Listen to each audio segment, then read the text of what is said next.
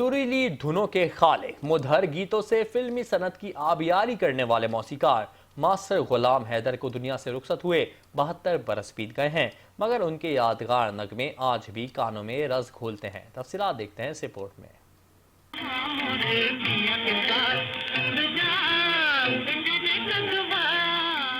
तारीख में पहली बार पंजाब की लोक धुनों को अपने गीतों में शामिल करने बरे-सगीर को नूर जहां और लता जैसी सहर अंगेज आवाजें देने वाले रुझान साज मौसीकार मास्टर गुलाम हैदर को दुनिया से रुखसत हुए 72 बरस बीत गए।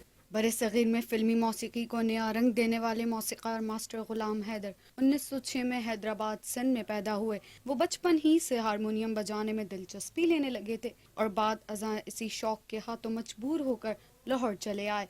वो 1932 में लाहौर की एक मशहूर रिकॉर्डिंग कंपनी से वाबस्ता हो गए, जहां उन्हें अपने वक्त के बाकमाल और माहिर मौसीकारों उस्ताद झंडे खान, पंडित अमरनाथ और G.A. चिश्ती का साथ नसीब हुआ। 1933 में मशहूर फिल्म साज ए.आर. कारदार ने अपनी फिल्म स्वर्ग की सीढ़ी के लिए मास्टर गुलाम हैदर की खिदमात हासिल की। फिल्म गुल बकाउली के मौसीकी ने मास्टर गुलाम हैदर का फिल्मी सफ़र मज़ीद आगे बढ़ाया और लाहौर के निगार खानों की मज़ीद फिल्मों की मौसीकी तरतीब देने का मौका मिला।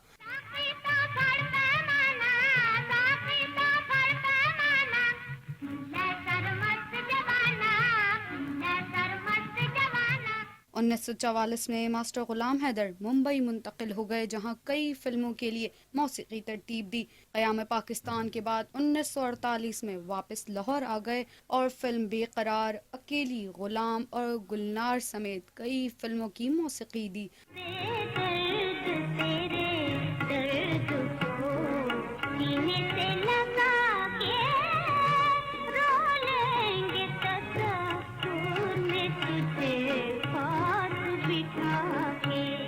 उन्होंने शमशाद बेगम, जीनत बेगम, मैडम नूर जहां और लता मंगेशकर को फिल्म नगरी में मुतारिफ करवाया। मौसीकी की तारीख ये मुनफरिद एजाज़ भी मास्टर गुलाम हैदर को ही हासिल हुआ कि उन्होंने पहली बार पंजाब की लोक धुनों को अपने गीतों में शामिल किया।